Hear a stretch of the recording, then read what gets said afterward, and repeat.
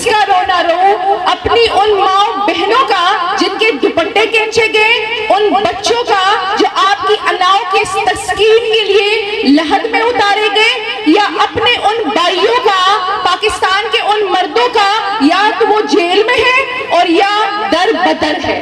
ہم پل صراط سے نہیں گزرے، ہم پہ قیامت صغریٰ گزری ہے، لیکن آج ہمیں انہوں نے کہا کہ آپ کے ٹرائل شروع ہو رہے ہیں، تو ایک تو ہم ملٹری کورٹ کو مانتے ہی نہیں ہے، تو پھر ٹرائل کس حیثیت میں شروع ہو رہے ہیں؟ لیکن چونکہ ٹرائل شروع کرا دیے ہیں، سپریم کورٹ آف پاکستان نے کہا تھا کہ ملٹری کورٹ کے ٹرائل شروع ہونے سے پہلے اٹارنی جنرل انفارم کرے گا، لیکن انہوں نے چپ چپ کے ٹرائل شروع کر دی اور سپریم کورٹ آف پاکستان کے آرڈر کی دھجیاں اڑا دی۔ میری ملاقات ہوئی وہاں ایک بچے سے جس کا میں نے ٹویٹ بھی کیا تھا، اور جس کے بعد مجھ پہ انہوں نے کہا کہ انکوائری بھی اس پہ شروع کریں گے، لیکن میں یہاں علی اعلان پھر سے وہ بات کرتی ہوں۔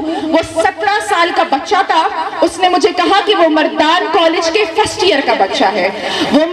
جس دن 9 مئی کا واقعہ ہوا تو وہ مردان کالج کی چھٹی ہوئی تھی، وہ واپس آ رہا تھا تو پی آر سی کے سامنے احتجاج ہو رہا تھا، تو اس نے کہا تھا کہ وہاں پہ عمران خان زندہ باد کے نعرے لگ رہے تھے، تو میں بھی وہاں کھڑا ہوا اور میں نے بھی نعرے لگانے شروع کیے۔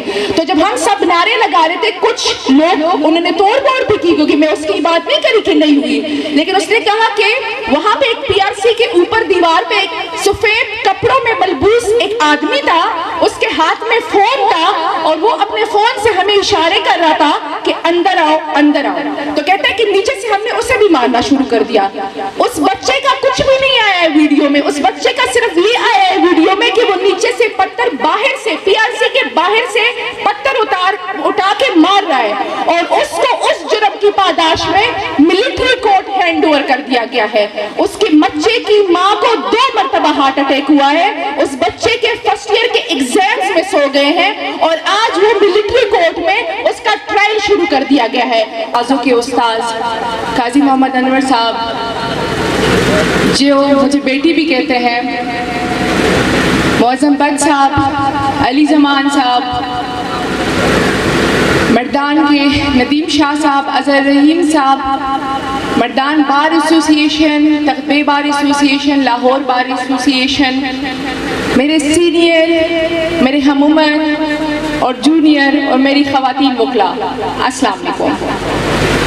سب سے پہلے تو میں شکر گزار ہوں ندیم شاہ صاحب، اظہر رحیم صاحب اور ان کی ٹیم کی کہ آج انہوں نے اتنا بڑا لائرز کنونشن آرگنائز کرایا ہے، لیکن اس سے زیادہ میں شکر گزار ہوں مردان بار ایسوسی ایشن، لاہور بار ایسوسی ایشن اور تقبے بار ایسوسی ایشن کے کیبنٹ ممبرز کی کہ شاید ہمارے سیاسی نظریے مختلف ہیں، لیکن وہ آج پاکستان میں جو ہو رہا ہے، جو فسطائیت ہے، جو ہمارا کاز ہے، وہ ہمارے ساتھ کھڑے ہوئے ہیں، ہم سے زیادہ کھڑے ہوئے ہیں، اور رول آف لا اور سپرمیسی آف کانسٹیٹیوشن کی اس جنگ میں ہمارے ساتھ شریک ہے۔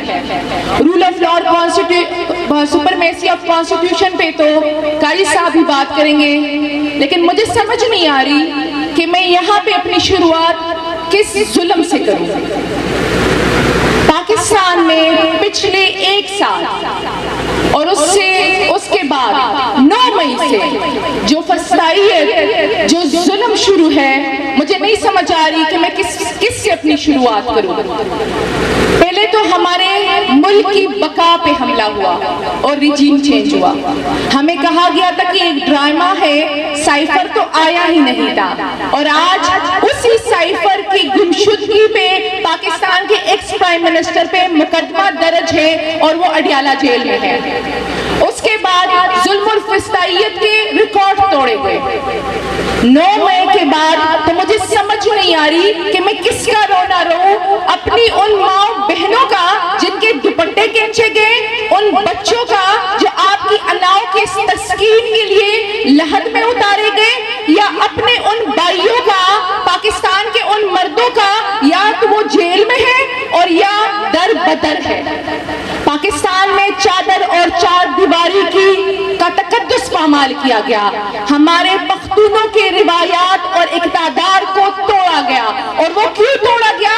کچھ نامعلوم عناصر کی وجہ سے. اور اگر آج ہم یہاں پہ ہیں تو شکریہ میں نے بار ایسوسییشن کا اس لیے ادا کیا کہ یہ وکلا یونٹی ہی ہے کہ نامعلوموں کے ہاتھ ہم تک، ہمارے کالے کوٹ تک نہیں پہنچ سکتے. وہ زیادہ سے زیادہ کیا کر لیتے ہیں، وہ انتظامیہ کو لے کر ہم پہ FIR درج کر لیتے ہیں. تو یہاں اس سٹیج پہ میں ان کو بتانا چاہتی ہوں کہ آپ کے ان جعلی FIRوں کی ہماری آنکھوں میں کوئی اہمیت ہی نہیں ہے. یہ جیل اور کورٹس ہمارے گھر ہے، اور یہ جو جعلی FIR آپ وکلا پہ درج کرانے کی کوشش کر رہے ہیں اور آپ سمجھ رہے ہیں کہ آپ وکلا کو ڈرا دیں گے، تو آپ کے ان FIRوں پہ عدالت میں لوگ پکوڑے کھاتے ہیں. تو آپ سمجھتے ہیں کہ ہم آپ سے ڈر جائیں گے؟ کوشش بھی مت کیجئے گا کہ آپ ہم کو ڈرا لیں گے. یہاں پہ بات کر رہی ہوں میں کیونکہ میں مردان آئی ہوں، اور مردان میں آپ نے 9 مئی سے دیکھا کہ پورے خیبر پختونخوا کی روایات اور اقدار کو توڑا گیا. تو یہ صرف 1-2 دن کی بات نہیں ہے. جس طرح علی زمان صاحب نے بتایا کہ آپ نے پختونوں سے دشمنی مول لی ہے، اور آپ نے جس کے بھی گھر کی چار اور چاردیواری پامال کی ہے، وہ آپ سے کبھی نہ کبھی بدلہ ضرور لے گا. آج شاید اس کے ہاتھ بندھے ہوئے ہیں، لیکن کبھی نہ کبھی تو قانون کی حکمرانی آئے گی نا. اور جب قانون کی حکمرانی آئے گی تو پھر مجھے نہیں سمجھ آ رہی کہ آپ کا کیا ہوگا. یہاں میں پشاور ہائی کورٹ کی اسپیشل شکر گزار ہوں اپنی اعلیٰ عدلیہ کی کہ انہوں نے خیبر پختونخوا کی حد تک رول آف لا کی رٹ قائم کر دی ہے، اور آہستہ آہستہ حالات نارمل ہو رہے ہیں. لیکن چونکہ آپ کو پتا ہے کہ 9 مئی کے بعد ایک پورا سسٹم ڈیولپ ہوا اور ہمارے لوگ ملٹری کو ہینڈ اوور ہوئے، سیویلینز ملٹری کو ہینڈ اوور ہوئے.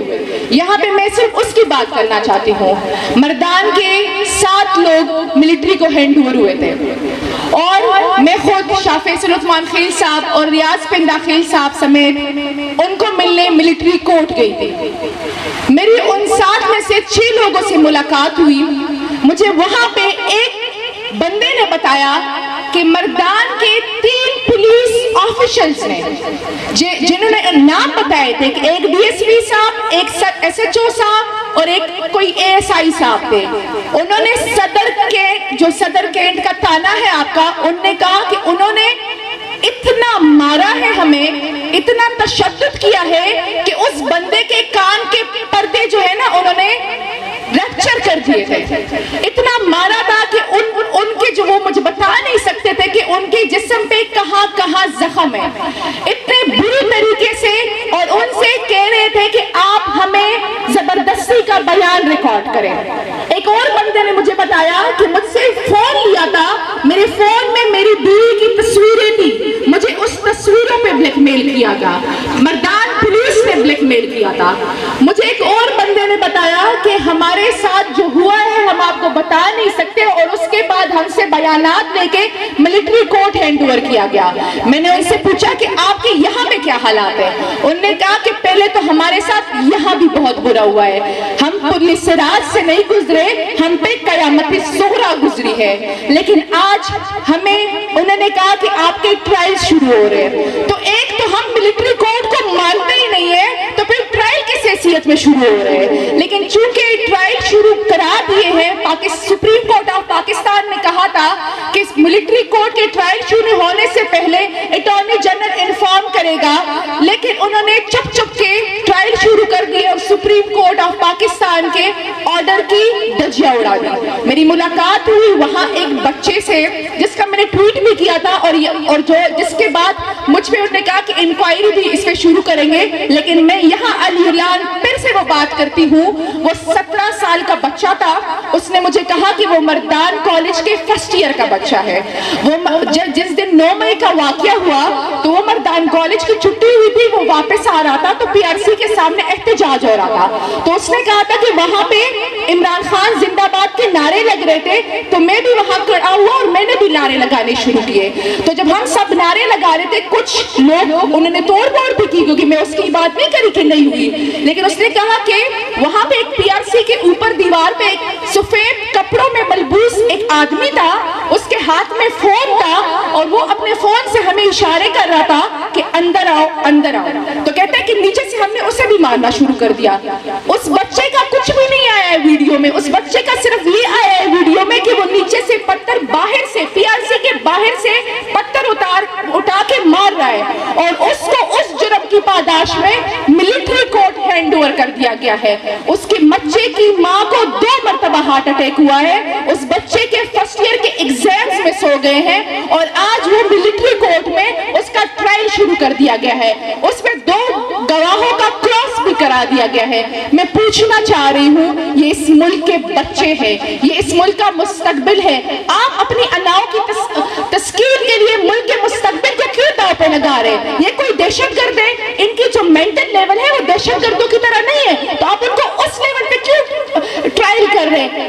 ہم پہلے دن سے 9 مئی جیسے ہی واقعہ ہوا تو قاضی صاحب نے ایک پٹیشن سبمٹ کی ہے پشاور ہائی کورٹ میں کہ آپ اس کی شفاف انکوائری کریں, تو آپ 9 مئی کی شفاف انکوائری کیوں نہیں کر رہے اور آپ بچوں کو ٹرائل کر رہے ہیں؟ سیم کیس ہوا ہے بنو میں, بنو کے 10 لوگوں کو کوہارٹ ملٹری ٹرائل میں پیش کیا گیا جس میں 6 بچے تھے, سارے جوینائل تھے. تو اشتیاق ابراہیم صاحب کی ایک ریپورٹڈ ججمنٹ ہے کہ آپ جوینائل کو ATC میں بھی ٹرائل نہیں کر سکتے, تو آپ نے جوینائل کو ملٹری کورٹ ہینڈ اوور کر دیا صرف اور صرف اپنی بادشاہت قائم کرنے کے لیے.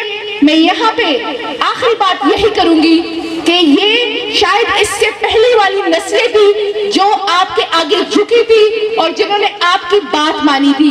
یہ نسل آپ کو آنکھیں دکھا رہی ہے اور اس سے آنے والی نسل آپ کو چپیڑے مارے گی. بہت شکریہ, یہ آپ کی بادشاہت کا, یہ آپ کے ظلم کا آخری دور ہے. بہت شکریہ, تھینک یو.